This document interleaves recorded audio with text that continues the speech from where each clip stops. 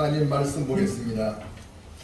하나님 말씀은 창세기 3장 2절에서 6절까지의 말씀입니다. 맨 앞에 창세기 3장 2절에서 6절까지의 말씀, 우리 일어나서 합독하겠습니다.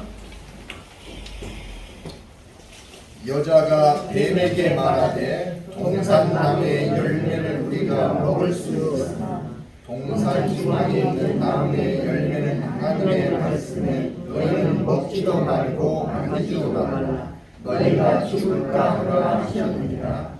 뱀이 여자에게 이르되 너희가 결코 죽지 아니하리라.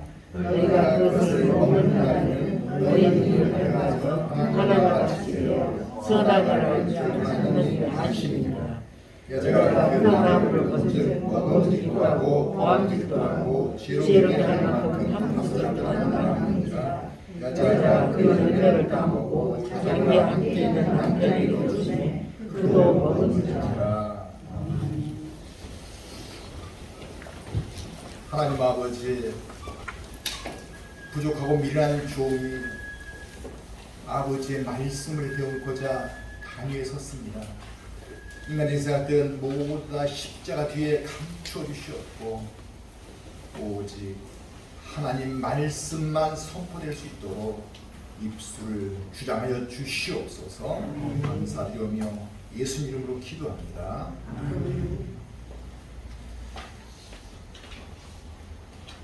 철학자들은 하나님께서는 전능하시고 선하신데 어떻게 세상에 악이 존재할 수 있는가라는 질문을 던지고 있습니다. 하나님께서 완전하게 선하시고 전능하시다면 어떻게 세상에 악이 있겠는가 하는 의문이 생긴다는 것이죠. 자, 이에 대해 성 어거스틴은 하나님께서 악을 만드신 것이 아니라 그것은 선의 결핍 현상이다 이렇게 정의했습니다. 자신의 자유의지에 따라서 하나님과 교제하지 않은 결과 선이 결핍되어 악이 만들어졌다는 것입니다. 그리고 이 악한 마음으로부터 죄를 짓는다고 했습니다. 사탄 역시 하나님을 대적한 결과 악의 화신이 되었고 그 악함으로 사람들을 유혹하여 죄를 짓게 하였던 겁니다. 지금 우크라이나에서는 러시아와 우크라이나 국민들이 전쟁을 치르고 있습니다. 푸틴은 침략에 대해서 여러 가지 이유를 대고 있지만 누구나 인정하다시피 직접적인 원인은 푸틴에게서 찾고 있습니다.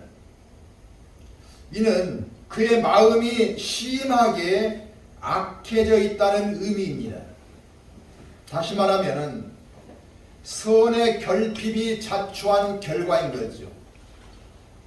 그렇다면 선의 결핍은 왜 일어난 현상일까요? 그것은 하나님을 외면하는 삶에서 원인을 찾을 수밖에 없습니다. 하나님을 외면하면 우리 안에 선이 자랄 수 없는 것입니다. 푸틴이나 독재자들은 모두 다 하나님을 외면한 사람이라는 공통 분모를 가지고 있습니다. 시편 136편 1절에서는 여호와께 감사하라. 그는 선하시며 인자심이 영원하심이로다 이렇게 말씀하십니다. 예수님께서도 마태복음 19장 17절에서 선한 이는 오직 한 분이시니라 이렇게 말씀하셨습니다. 하나님만 선하기에 모든 선한 것은 하나님의 선하신 셈에서 흘러나온다는 것을 알아야 합니다. 하나님께서는 인간을 만드실 때도 자신의 형상으로 만드셨습니다. 그러니까 인간도 원래는 하나님을 닮은 선함의 씨앗이 있었던 거죠. 그러나 죄로 하나님과 교제가 끊어지면서 그 씨앗은 영향을 공급받지 못하고 죽은 상태가 되어버렸던 겁니다. 그러므로 인간이 다시 선해지려면 십자가 은혜를 입고 거듭나서 하나님 안으로 들어와야 하는 겁니다. 거듭남은 그리스도를 믿음으로써 죄사함을 얻고 하나님으로부터 성령을 받은 사람이 됨을 의미합니다. 그래서 영이 다시 살아나는 사람이 되게 하신 거죠. 그렇게 되어야 하나님과 교제할 수 있습니다. 그렇지 않으면 그 사람은 선의 결핍을 드러내게 되고 악한 상태에 머물고 있는 것입니다. 악한 상태에 머문다는 것은 하나님을 믿지 않으므로 자신의 심령이 죄로 더러워져 있는 상태를 말합니다. 그래서 육적인 삶만을 추구하기 때문에 탐욕적이고 정욕적이고 명예의 욕구가 아주 강한 사람이 되는 것입니다. 이런 사람은 자신이 더 많은 것을 얻고 누리기 위해서 남을 배제하는 삶을 살게 됩니다. 그 과정에서 은연중에 편가르기를 하며 자신의 지배권을 강화시켜 나가려고 합니다. 그리고 이것을 더 발전시켜 신과 같이 되려고도 합니다. 이런 마음을 교만이라고 말합니다. 악한 마음이 강할수록 교만은 커지게 되어 있습니다. 그리스도인들이 그런 사람들과 대화를 하다 보면 마음이 당장 불편해지는 것을 느낄 수 있습니다. 하나님으로부터 오는 선함이 결핍되어 악함이 드러나고 있기 때문이에요. 그렇다면 우리에게는 교만이 있을까요? 없을까요? 없다고 할 수는 없겠지요. 하나님을 믿지만 옛사람의 쓴뿌리가 아직 살아있기 때문입니다. 그래서 믿는 자의 삶도 회개를 통해 그리스도의 보혈의 은혜를 구하며 살아가야 하는 겁니다. 이렇게 하여 우리의 죄와 허물을 날마다 씻어내 주는 것이 필요합니다. 그렇지 않으면 누구라도 순간적으로 교만이 튀어나올 수 있는 것입니다. 루이스 신학자에 따르면 교만은 단순히 훔치거나 폭행하거나 음란 같은 육적인 죄와 다른 영적인 죄라고 말합니다. 그렇기 때문에 영이 없는 동물이나 다른 생물에는 교만이 있을 수 없습니다. 우리가 교만한 호랑이, 교만한 개, 교만한 악어 이런 말을 들어본 적 있습니까?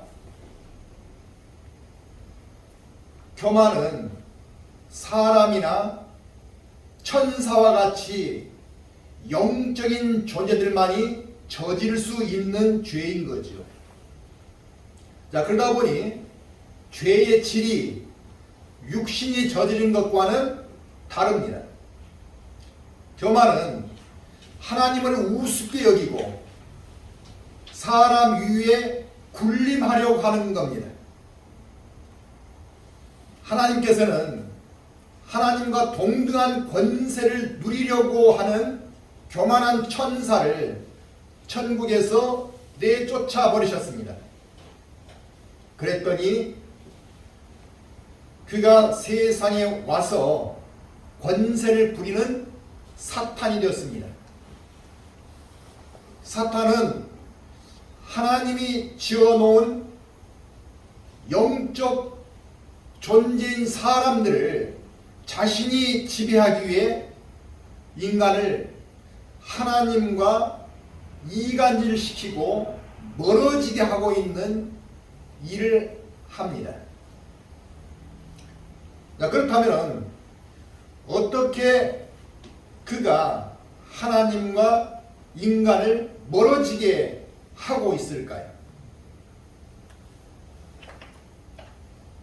자, 사탄은 아담과 하와를 부추겨서 하나님과 같이 되고 싶어하는 교만한 마음을 넣어 주었던 겁니다. 그것이 선악과 사건입니다. 사탄이 얼마나 교묘하게 사람의 마음을 홀리는지 오늘 본문에서는 잘 보여주고 있습니다. 창세기 3장 1절에 보면은 뱀이 선악과를 따먹게 하려고 아담이 아닌 여자 하와에게 먼저 접근한 것을 보여줍니다. 왜냐하면 사탄이 공략할 때 약한 고리를 공략합니다. 하나님께서 선악과를 따먹지 말라고 아담에게는 분명히 말씀했기에 그를 공략한 것이 아니라 아담에게 그 말을 전해 들은 하와를 공략했던 겁니다. 가정에도 믿음이 약한 고리가 있습니다. 교회 안에도 믿음이 약한 고리가 있는 것입니다. 이처럼 약한 고리를 통해 사탄은 죄를 집어넣습니다. 각 개인에게도 마찬가지로 죄에 약한 고리가 있지 않습니까? 사탄은 이 약점을 너무도 잘 알고 치고 들어오는 것입니다. 그 사람이 탐욕적인지 정욕적인지 또 자랑을 좋아하는지 미리 파악하고서 그 점을 이용하여 사람에게 죄를 지게 하고 하나님과 멀어져서 결국 패망한 인생이 되게 하는 것입니다. 그렇다면 사탄이 얼마나 교활한지 한번 보시겠습니다. 하나님께서 아담에게 선악과 열매를 따먹지 못하게 하신 것을 다 알면서 사탄은 이렇게 모른 척하고 묻습니다. 하나님이 참으로 너희에게 동산 모든 나무의 열매를 먹지 말라 하시더냐? 하와가 사탄에게 대답을 하지 않을 수 없게 만들지 않습니까? 그러자 하와는 어떤 대답을 합니까? 본문 2절과 3절을 보면은 여자가 뱀에게 말하되 동산나무의 열매를 우리가 먹을 수 있으나 동산 중앙에 있는 나무의 열매는 하나님의 말씀에 너희는 먹지도 말고 만지지도 말라 너희가 죽을까 하노라 하셨느니라 이렇게 말합니다. 하와는 아담에게 하나님 말씀을 전해 들었기에 선악을 알게 한 열매를 먹으면 반드시 죽으리라 하나님께서는 하셨지만은 그는 죽을까 하노라 이렇게 말씀이 벌써 느슨해져 있지 않습니까? 이런 일은 우리 성도들에게도 얼마든지 나타날 수 있습니다. 기독교 실천 윤리위원회에서 밝힌 보고서에 의하면 성도들의 60%는 성경을 읽지 않는다고 합니다. 성도이면서도 말씀을 떠나 있는 거예요. 그 사람들은 교회를 다니면서 설교만 듣는다는 거예요. 그러면 이처럼 믿음이 약한 고리가 생겨서 결국 사탄의 먹이가 될 수 있는 것입니다. 사탄은 여러 부문에서 죄를 넣어주지만 기독교 안에서도 신천지와 같은 이단 종교가 생겨나게 했습니다. 이단들은 교회를 전혀 안 다닌 사람을 노리는 것이 아니라 교회를 다니지만 성경 말씀을 잘 모르는 성도를 노린다고 합니다. 이런 성도들은 이단의 좋은 먹잇감이 되는 겁니다. 이단들은 성경을 자기들의 목적에 맞게 해석해서 교주를 보혜사로 변장을 시킵니다. 성경에서는 예수님께서 하늘로 가시면 다른 보혜사를 보내주시겠다고 하셨지 않습니까? 이는 성령을 보내주신다는 말씀인데 교주는 자신을 하나님께서 보내주신 보혜사라고 하며 영혼을 낚아채는 것입니다. 어설픈 성도는 교회를 아예 모르는 사람보다 더 이단의 수월한 먹이가 되고 마는 거예요. 사탄에게 영혼이 낚이면 빠져나오기가 힘들게 됩니다. 이단에 빠져 집을 나가버린 자녀들이 있지 않습니까? 그런 자녀를 둔 가정의 부모들이 얼마나 힘들어하는지 우리는 들어보았을 겁니다. 그 이단들의 교리에 빠지면 똑똑한 사람도 얼빠진 사람이 되고 맙니다. 한 번은 이것이 알고 싶다라는 프로에서 기자가 신천지 교주 이만희를 만나 인터뷰를 한 내용이 나온 적이 있었습니다. 자, 기자가 이렇게 물었습니다. 신도들은 총재께서 영원히 죽지 않는 사람이라고 한다는데 총재께서도 이를 알고 있습니까? 그러자 이만희는 손사래를 치면서 아니 죽지 않는 사람이 어디 있어요? 그렇게 말한 사람이 있으면 고마워서 막걸리라도 받아줘야겠네요 하고 말한 장면이 TV에 나왔습니다. 이 사람이 자기 신도들에게는 또 어떻게 둘러대겠습니까? 트집 잡는 사람에게는 그렇게 말해버려야지. 대구에서 뭘 하겠어? 이렇게 말한다는 겁니다. 그러면 그들은 교주의 말을 그대로 믿는 것입니다. 한번 사탄의 흉기에 빠지면 이처럼 얼빠진 사람이 되고 마는 겁니다. 그리고 하나님을 농락하는 사탄에게 동조하는 큰 죄를 짓는 삶을 살게 됩니다.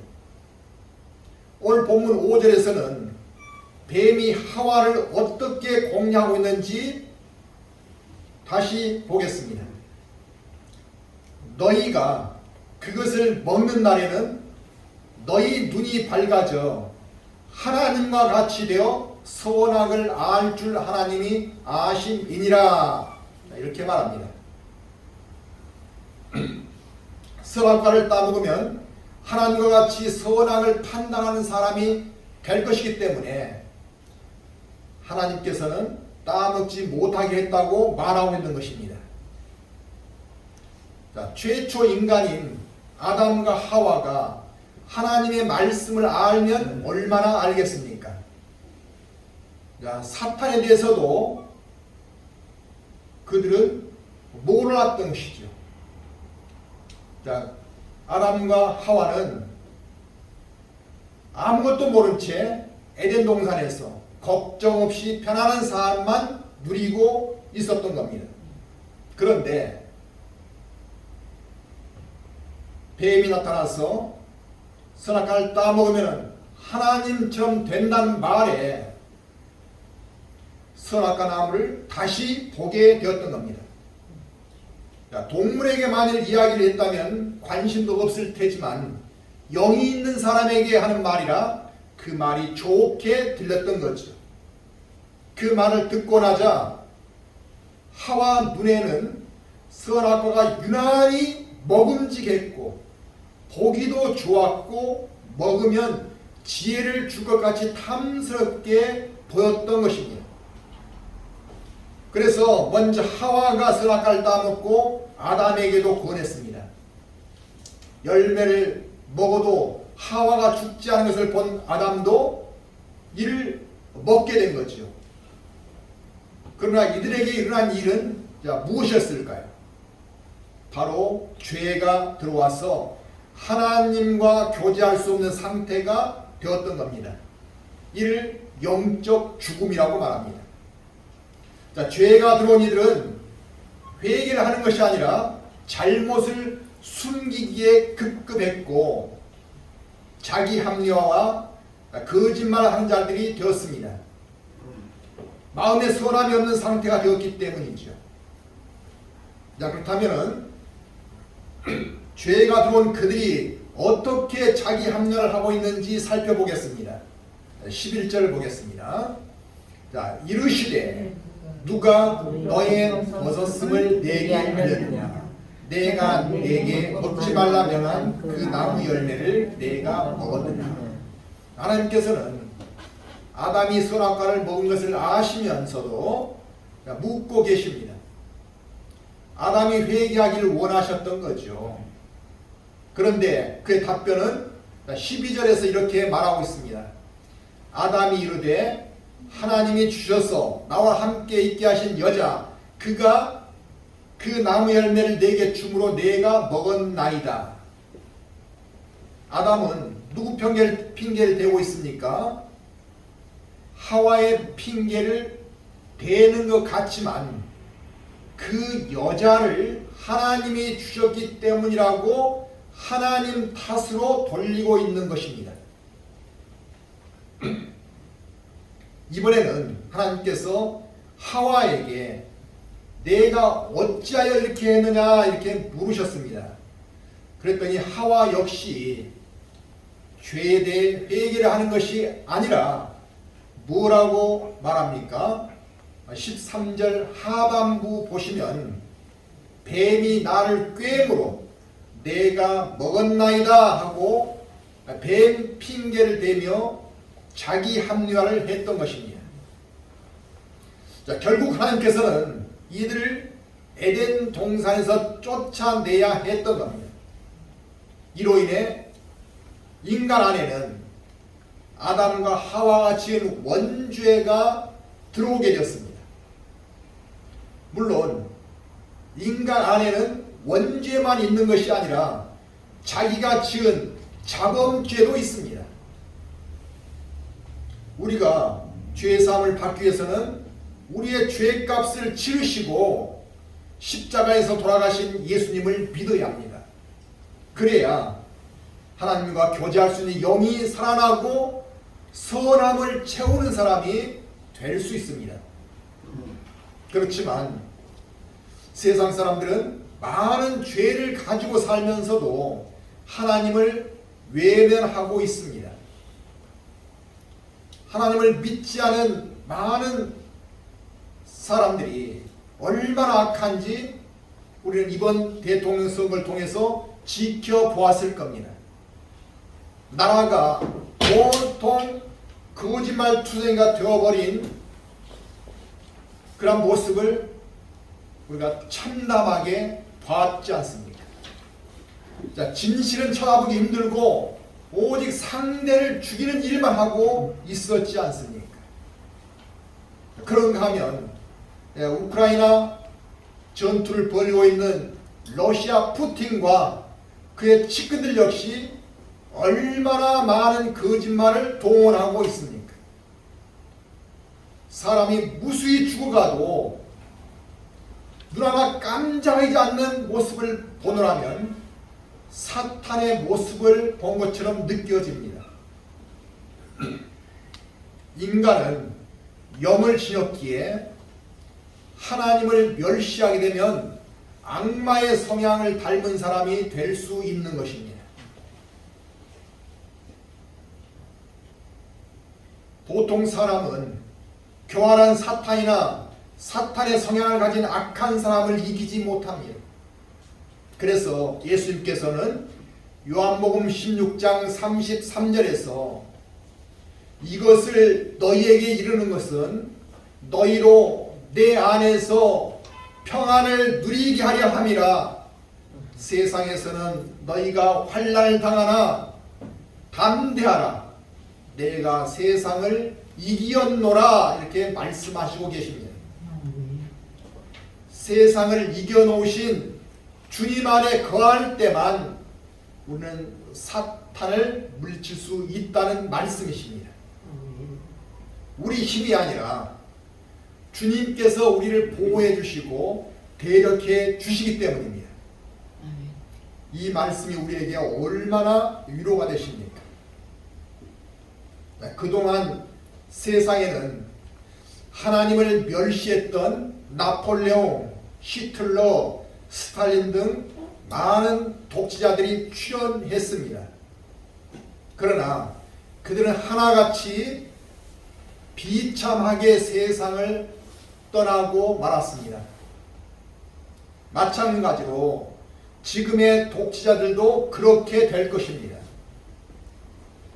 우리가 사탄이 주관하는 세상을 이기기 위해서는 우리를 위해 목숨도 아끼지 않으셨던 주님과 함께하는 삶으로 나가시기 바랍니다. 아멘. 그리고 우리를 구원해서 영원까지 사랑해 주시는 하나님 안에서 선한 길을 따라 감사하는 삶으로 나가시는 우리 모두가 되시기를 주님의 이름으로 축원합니다. 아멘. 기도하겠습니다. 사랑의 하나님 아버지, 주신 말씀을 통해 하나님과 교제가 끊기면 우리도 교만이 나타나게 된다는 것을 깨닫습니다.